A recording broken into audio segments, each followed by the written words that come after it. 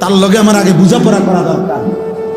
তুই মুসলমানের বাচ্চা কিনা আগে এটা বল, তুই ইমানদারের সন্তান কিনা বল বেটা।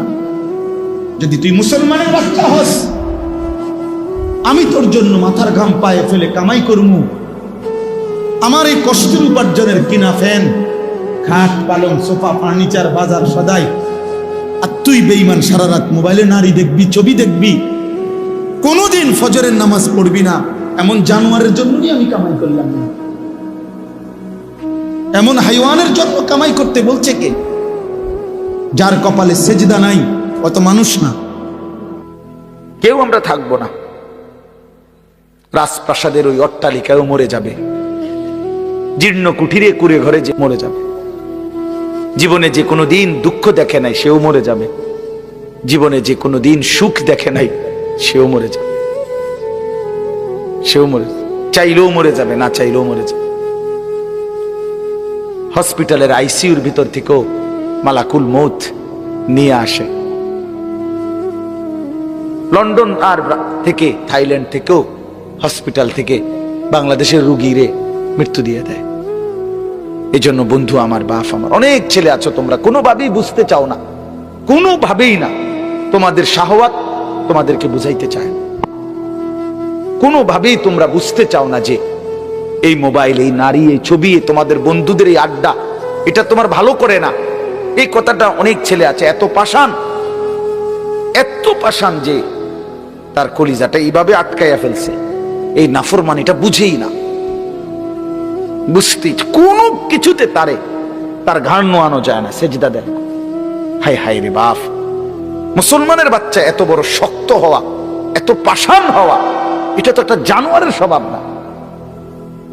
জানোয়ারও তো এত কঠিন হয় না, হাইওয়ান জানোয়ার, কুকুর বিড়ালও এত নিকৃষ্ট হয় না।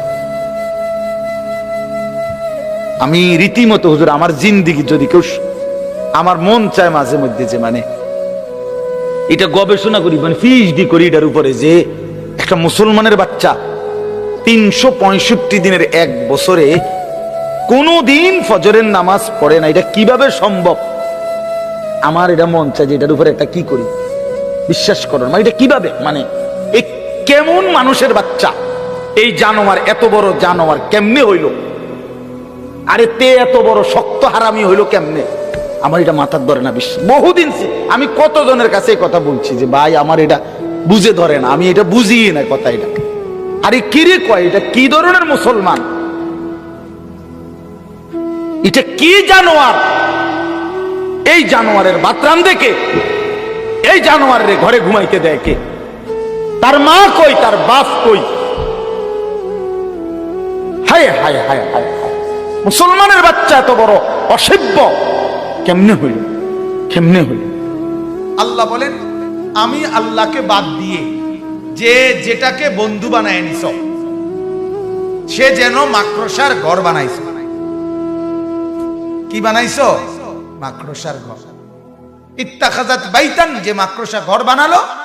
আর ওয়া ইন্না আওহানাল বুয়ুত লা বাইতুল আনকাবুত লাউ কানু ইয়ালামুন। আল্লাহ বলেন, আর এটা মনে রাখবা, এটা মনে রাখবা, পৃথিবীর সবচেয়ে দুর্বল ঘর মাকড়সার ঘর। এটা আল্লাহ বলছে।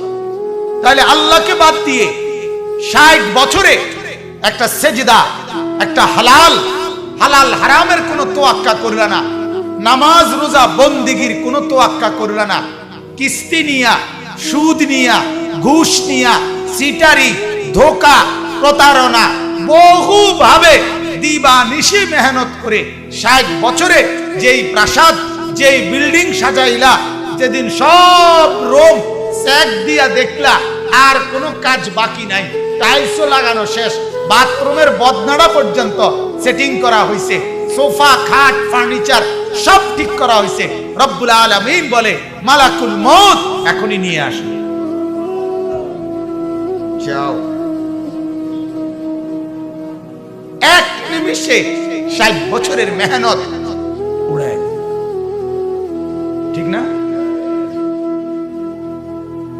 এজন্য এটা ভাবা উচিত, আল্লাহকে বাদ দিয়ে, সেজদাকে বাদ দিয়ে, গোলামিকে বাদ দিয়ে, হালাল বাদ দিয়ে